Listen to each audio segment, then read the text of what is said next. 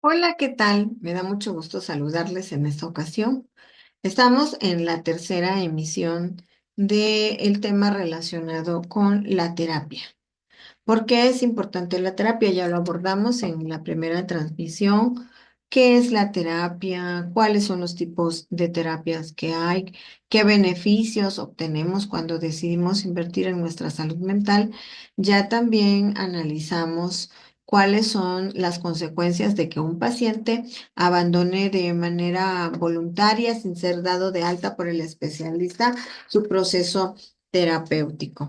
En esta ocasión, queremos conversar con ustedes acerca de la resistencia que presentan algunos pacientes a participar en el tratamiento psicológico, en la terapia, el proceso psicoterapéutico. La terapia psicológica saben que no solo consiste en lo que ocurre dentro de las sesiones en las que el psicólogo y el paciente pues están juntos en la consulta, vaya. No es nada más eso. El tratamiento no solo se va a tratar de hablar con sinceridad, sino también es importante trabajar de una manera sistemática, con seriedad, con responsabilidad, pero sobre todo con constancia. ¿Y en qué vamos a trabajar? En nuestros pensamientos, en nuestras emociones, nuestros sentimientos y también nuestras conductas. Es por esta razón que las escuelas psicológicas más prestigiosas, como la cognitiva conductual, le da mucha importancia a las tareas de autoayuda que se hacen en casa o fuera de lo que es la consulta. Las tareas o actividades que el psicoterapeuta deja para que el paciente las realice entre consultas están basadas en un programa estructurado de actividades. Gracias a este programa, el paciente aprende a conocer la relación entre sus pensamientos, sus emociones, sentimientos y su conducta. Estas actividades pueden ser diarios, actividades que tiene que realizar de manera activa, el uso de escritura terapéutica, dibujos, ejercicios de respiración, meditación, etcétera. Al mismo tiempo, el paciente también logra aprender habilidades y recursos para afrontar sus problemas de manera más efectiva y conseguir un bienestar y paz en su vida. David Burns, que es un psicólogo norteamericano, él afirma muy enfáticamente que hay una correlación entre el compromiso que hace el paciente con estas tareas de autoayuda y una evolución favorable o positiva como producto de la terapia. Pero resulta que uno de los principales problemas a los que se enfrentan los psicólogos clínicos es la falta de compromiso de algunos pacientes con las tareas de autoayuda. Mm, Enumerando muchas excusas o argumentos. El día de hoy vamos a ver 14 perfiles de pacientes que habitualmente se resisten a realizar el plan de actividades extra consulta que pauta el terapeuta. Vamos a ver qué motivos los lleva a no querer o no desear colaborar activamente en su propio tratamiento, aún estando conscientes que no hacerlo reduce las posibilidades de tener éxito. Además, también queremos hacerlo no con tanta rigidez, sino con un poco de humor que nos ayude a reflexionar y sobre todo les ayude a reflexionar a los pacientes que nos están escuchando esta tarde. El número uno es el paciente perfeccionista. Es muy probable que este paciente quiera cumplir con la tarea encomendada por su terapeuta, pero se llena de ansiedad porque quiere hacerla perfectamente bien. Necesita hacerla sin ningún error y se esfuerza tanto, se esmera tanto, que entonces termina agotado, agobiado y termina desistiendo porque tiene pensamientos basados en absolutos, en todo o nada. Ese es digamos, el meollo de este tipo de pacientes. Cree que si no lo hace perfecto, a como él se imagina que es perfecto, no va a servir para nada, pero se equivoca.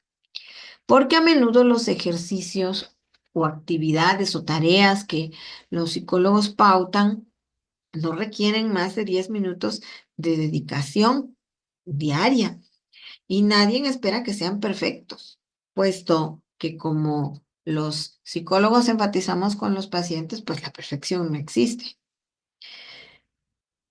El siguiente perfil es el paciente sin motivación. Este tipo de paciente cree que la motivación va primero que la acción y no es así. Entonces dice, ay, es que no se me apetece hacer el ejercicio. Si, por ejemplo, un paciente con trastorno depresivo le mandamos a hacer ejercicios, es que no tengo ganas de hacerlo. Pues no, no va a tener ganas porque, por supuesto, tiene un trastorno de depresión y entonces sus niveles de motivación son muy bajos o nulos y o sea, no tienes las ganas de hacerlo. Entonces dice, ay, no, hoy no lo voy a hacer porque no se me antoja, lo voy a hacer hasta mañana, pero es probable que al día siguiente también no tenga ganas de hacerlo y entonces va a llegar el día de la siguiente consulta y no cumplió con las tareas. Entonces, el paciente debe tomar conciencia de que esto es una distorsión del pensamiento y comprender qué condiciona el éxito de su propio tratamiento.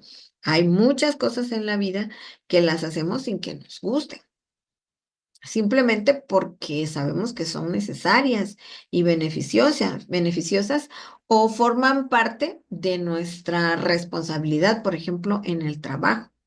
Así que seguir un plan de actividades que tu psicólogo te da estaría en este grupo de cosas que es bueno practicar, hacerlas aún cuando no tengamos ganas. Otro tipo de paciente es aquel paciente que le llamamos perezoso, el que dice, ay, es que no, creo que no lo voy a poder hacer, es inseguro, indeciso y él encuentra cualquier manera de justificar su falta de acción.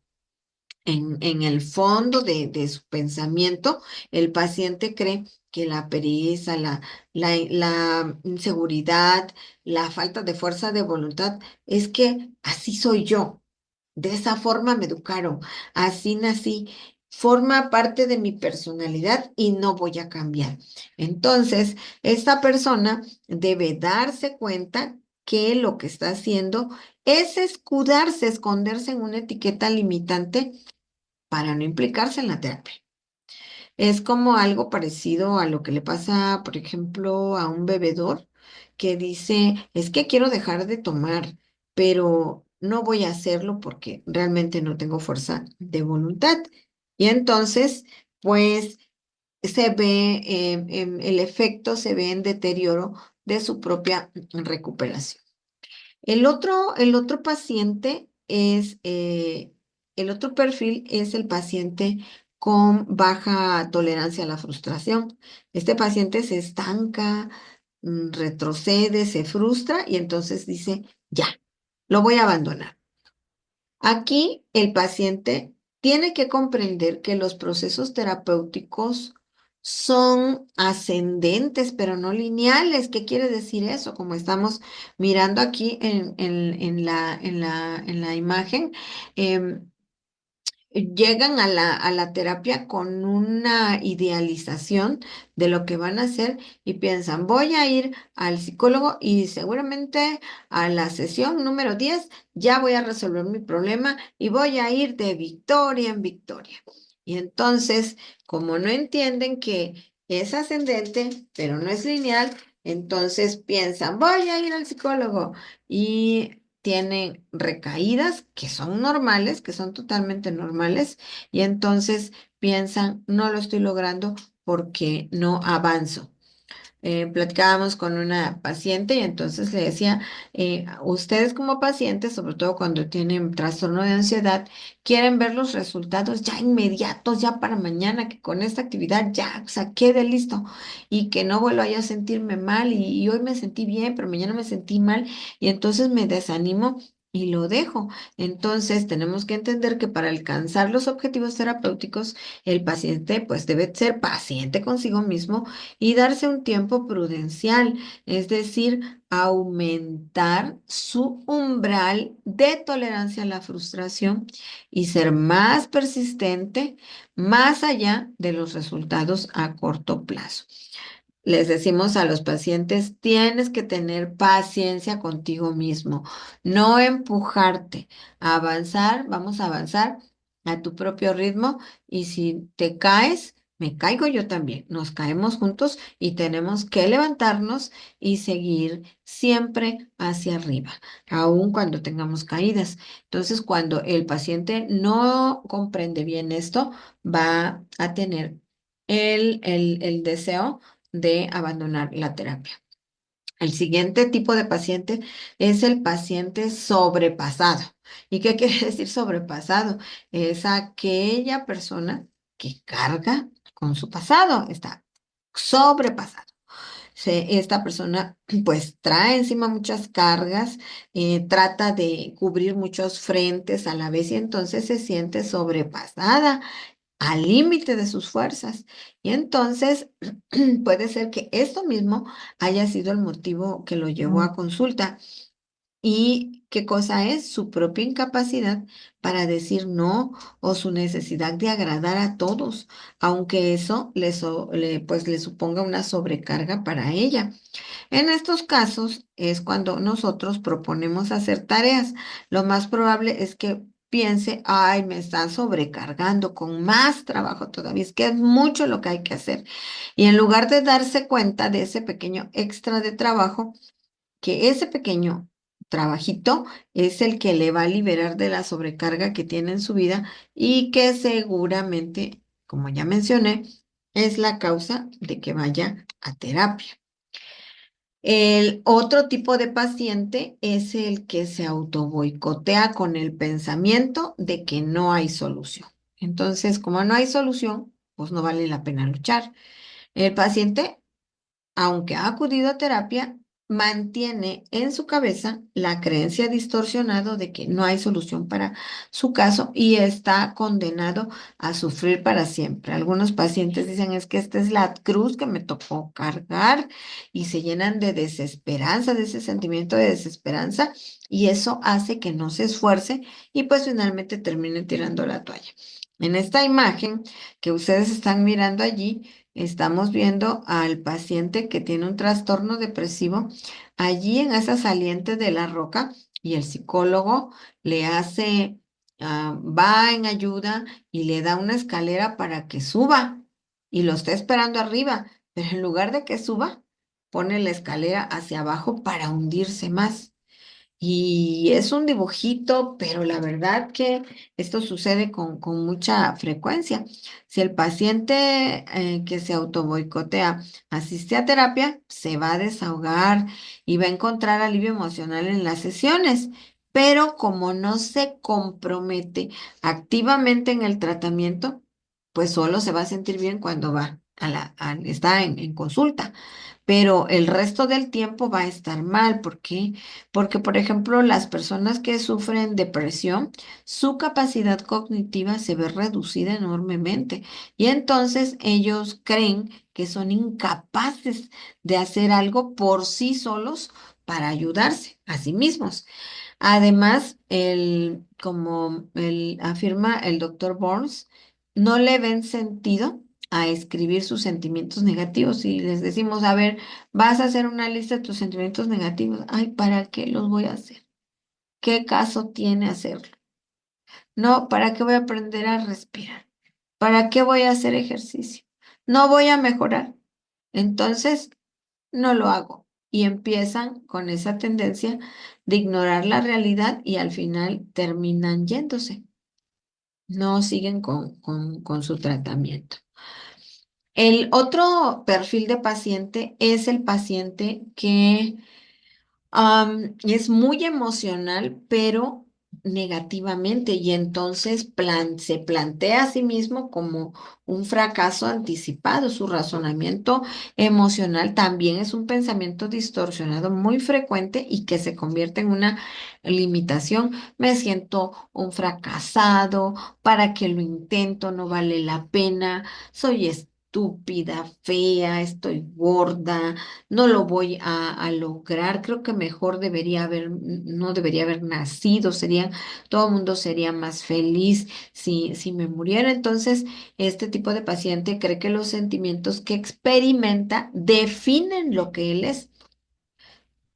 Si me siento fracasado es porque soy fracasada. Y este tipo de pensamiento es altamente destructivo, porque la persona pues puede creer que no conseguirá salir adelante y perder el deseo de superar su problemática. Y muchos de este tipo de pacientes llegan a la consulta y dicen, pues vine a consulta, pero la verdad no sé ni para qué vine, porque de todas formas no lo voy a lograr. Ya he pasado por un montón de psicólogos y nunca me han podido ayudar porque soy un fracasado, pero no sé ni por qué vine. Otro tipo de paciente es el paciente vergonzoso. Algunos pacientes se avergüenzan, por ejemplo, de lo que sienten o piensan. Temen que si los demás, incluido el terapeuta, supieran lo que les pasa, se, no querrían estar con ellos, los abandonarían, los rechazarían.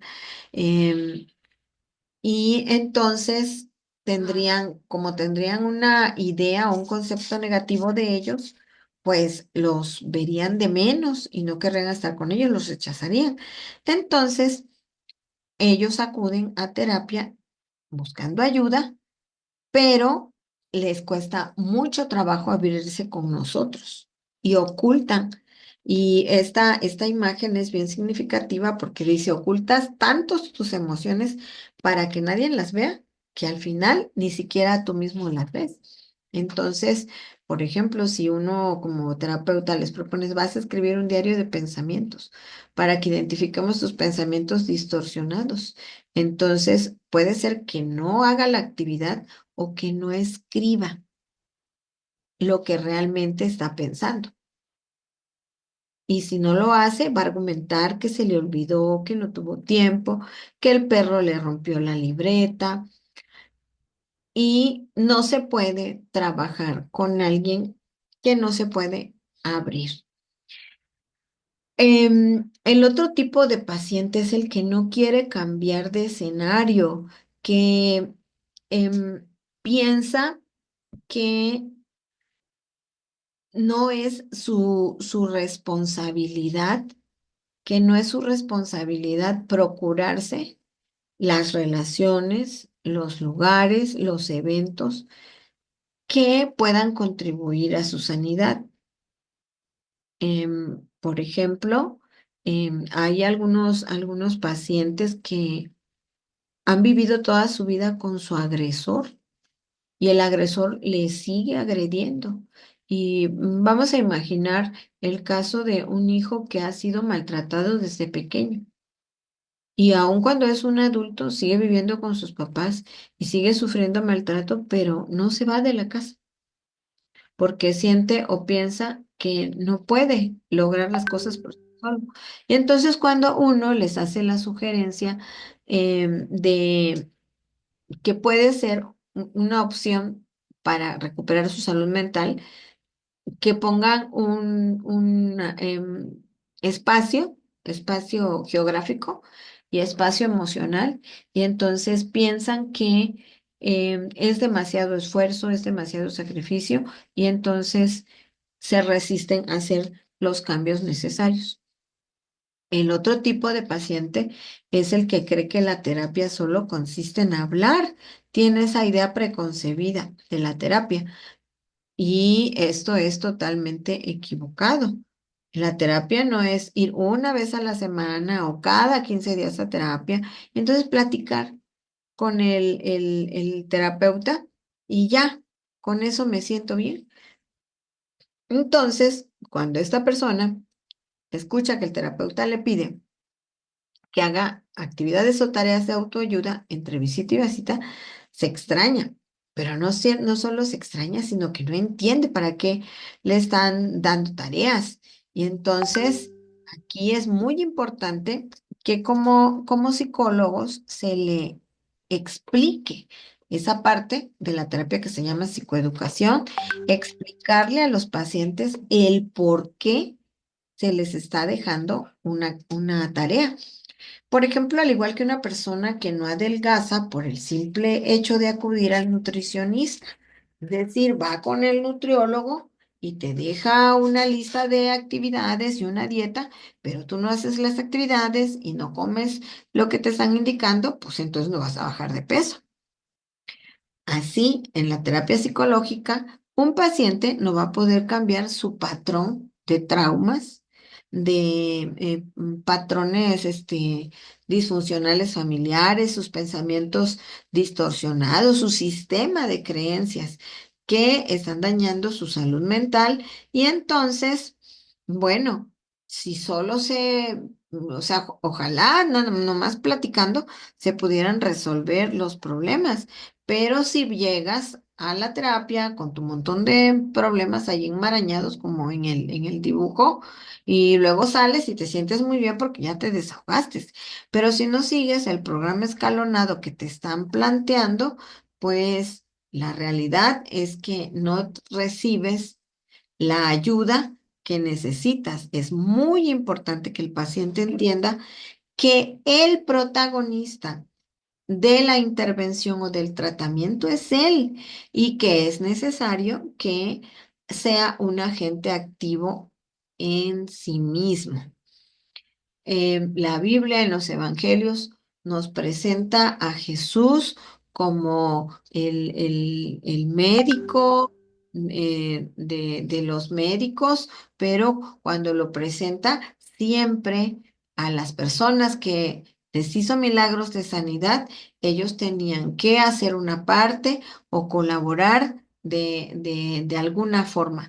No porque Dios no tuviera el poder para poder sanar, válgase la redundancia, a la persona, sino porque tenemos que aprender a hacernos responsables de nosotros mismos. Y entonces aquí aparece el otro tipo de paciente, que es el que no asume su responsabilidad y se victimiza.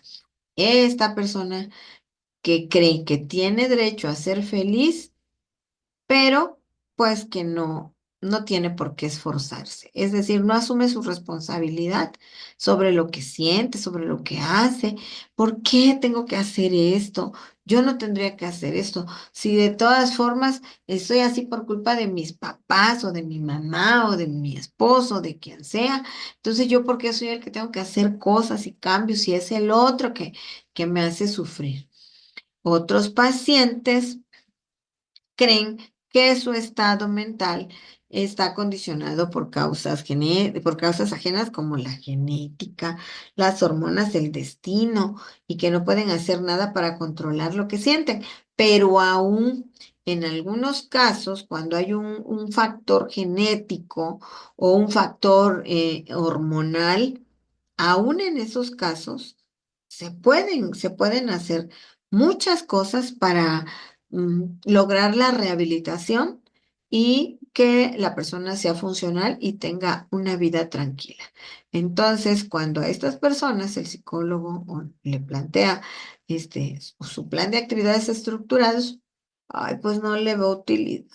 ¿Para qué lo voy a hacer? Y entonces otros creen que si aceptan que ellos de alguna manera contribuyen a mantener su salud mental debilitada, entonces los demás los van a culpar. Entonces prefieren, en lugar de hacerse responsable, seguir con su papel de víctima. El siguiente perfil es el paciente que cree solo en la medicación. Llega a la consulta y entonces dice, es que estoy deprimido o ansioso porque tengo un desequilibrio químico y entonces yo no sé para qué me mandaron a que yo viniera a terapia, si ya estoy tomando el medicamento y entonces eso es suficiente, yo no sé por qué tengo que venir acá. Y efectivamente hay algunos casos en los que es imprescindible la toma de medicamentos, porque va a depender de la causa del trastorno. Entonces, algunos necesitan ir con un psiquiatra para llevar su control psicofarmacológico y con el psicoterapeuta para el tratamiento psicológico, pero es una combinación entre las dos cosas. La medicación sirve para nivelar la química cerebral, contribuye al tratamiento. Entonces, a estos pacientes se les tiene que convencer que una pastilla no es la solución a su problema. Ahora hay otro tipo de pacientes, ya casi vamos terminando, es el que tiene miedo al cambio. Este paciente va a oponer, como los demás, resistencia a participar activamente en el plan, porque en el fondo, si se implica en el tratamiento, se van a producir cambios. ¿Y qué voy a hacer con los cambios? Si yo se llegan a acostumbrar tanto al dolor, llegan a normalizar tanto toda la sintomatología y la forma de vida que tienen en el momento, que entonces piensan que sanar les va a causar más dolor, más tristeza y esta persona se llega a identificar con su dolor emocional y realmente cree que los síntomas con los que convive diariamente forman parte de su identidad y entonces le da miedo deshacerse de ellos. Un cambio les produce ansiedad y entonces mejor se quedan, así como ahí en el dibujito, en su túnel, en su pozo, en su foso, pero cuando ellos se dan la oportunidad de ser desafiados por la terapia, logran salir de esa zona de confort y entonces cuando miran atrás se dan cuenta que no estaban en un lugar donde, más bien que estaban en un lugar donde no tenían ningún confort. El otro tipo de paciente es el que desconfía de los enfoques prácticos. Entonces, esta persona cree que ir al psicólogo, pues, supone un proceso largo, a veces de años, porque el psicólogo tiene que escudriñar el pasado en busca de su trauma o del suceso que desencadenó su situación actual. Entonces, empieza, desde que llega, empieza a construir barreras porque de alguna manera esta persona no cree, no confía en los enfoques psicológicos. Y estaba pensando que, por ejemplo, la escuela o el enfoque cognitivo-conductual, por cierto es el que mayor aceptación tiene entre los psicólogos clínicos, pues se centra en que la solución del problema que trae el paciente está en el aquí y ahora. Y lo que proponemos son un programa de intervención bastante práctico, un plan estructurado de actividades que le permita a la persona pues modificar su sistema de pensamientos o crecimientos y que es lo que le produce dolor emocional o ese estado de falta de confort. Y a pesar de los magníficos resultados de la terapia conductual, hay todavía personas que desconfían de la practicidad y la capacidad resolutiva de estas terapias, porque parece demasiado fácil. Y aunque es cierto que las actividades pueden ser relativamente fáciles o medianamente fáciles o fáciles completamente, de todas formas, el planteamiento sencillo requiere que el paciente esté enfocado y consciente y que trabaje con constancia, que no se esconda detrás de una muralla donde en algún momento algunos pacientes pues se tornan inalcanzables, escondidos y poniendo barreras para poder salir adelante. Está el paciente que, digamos, utiliza su negación como una forma de castigo, va a la consulta, pero no va voluntariamente, sino va presionado por el esposo, por la esposa, por los amigos, inclusive por los jefes. Y entonces, pues no va a ser en las actividades, no va a colaborar, no, de alguna manera piensa que como no acepta que en realidad necesita estar allí, entonces él dice, pues no quiero, no lo voy a hacer porque me están castigando, vengo como un castigo y entonces no lo hago.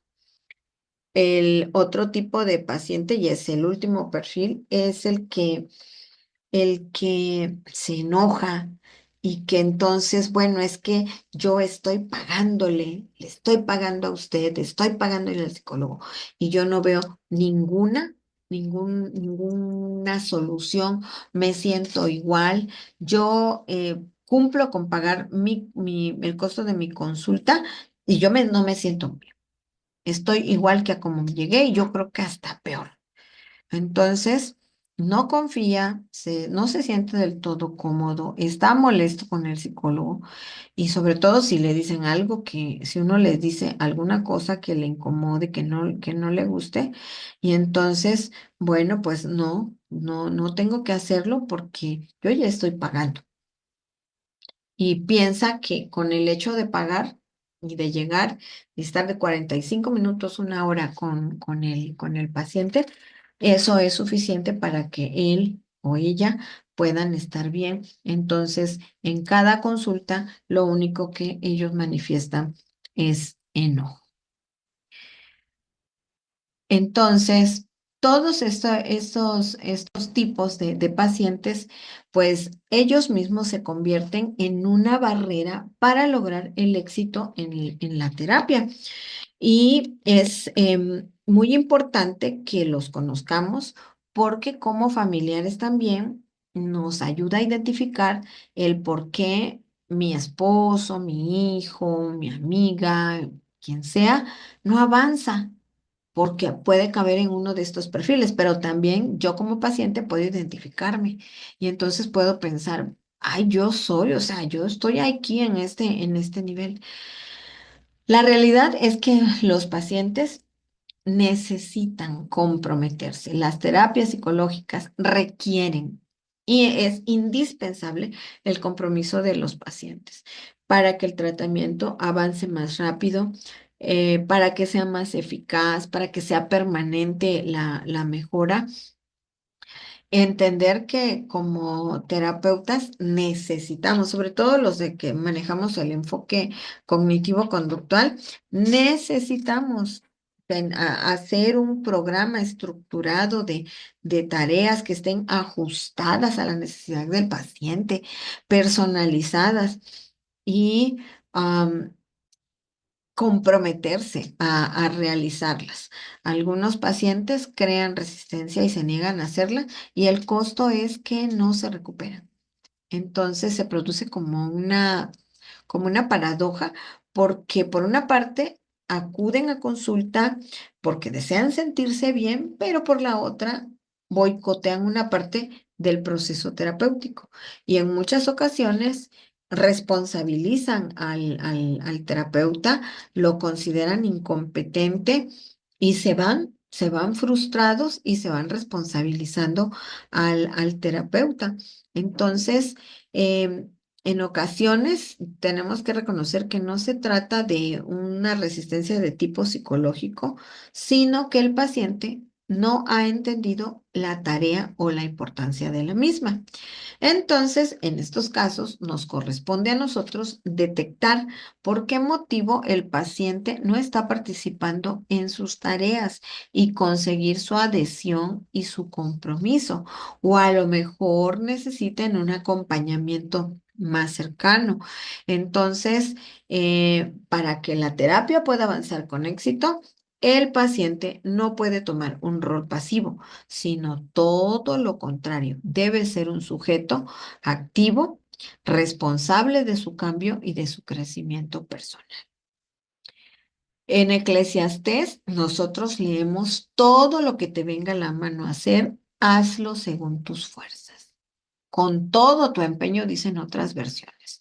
Y es importante que a nuestros familiares que van a terapia, a nuestros amigos que van a terapia, que nosotros mismos, si estamos asistiendo a terapia o con nuestros pacientes, estemos vigilando este tipo de cosas y si en algún momento el paciente no se compromete, no tenemos por qué hacerlo perder tiempo y dinero y oportunidades que permanezca con nosotros cuando no está haciendo la parte que le toca y eso va en conclusión, va a tener como consecuencia que no va a haber una recuperación y va a ser un proceso largo y infructuoso. Entonces, es muy importante que nosotros, si somos pacientes, podamos ver los perfiles y decir, pues esto es lo que me está pasando. Y entonces ir con nuestro terapeuta y decirle, bueno, yo creo que esto es lo que me está pasando y necesito que me ayude a cambiar este esquema. Entonces, nos ha dado mucho gusto poder estar con ustedes y esperamos que, pues, esta temática que nos hemos dado la oportunidad de tocar ahora, pues haya sido de utilidad para todos ustedes. Recuerden que la salud mental es uno de los aspectos en los que tenemos que hacer una inversión. Ir a terapia no es un gasto, es una inversión para el futuro. Y también tenemos que entender que a veces pasamos años ocultando un trastorno que tenemos por vergüenza, porque todavía, aún con todos los avances tecnológicos y todos los avances científicos que hay, todavía hay muchos tabúes y preconceptos y prejuicios en relación a los procesos terapéuticos. Pero yo les animo para que podamos nosotros mirar la terapia como una oportunidad de tener una mejor calidad de vida. Me ha dado mucho gusto estar con ustedes. Su amiga Sandy Moscoso de Ramón les saluda. Hasta luego.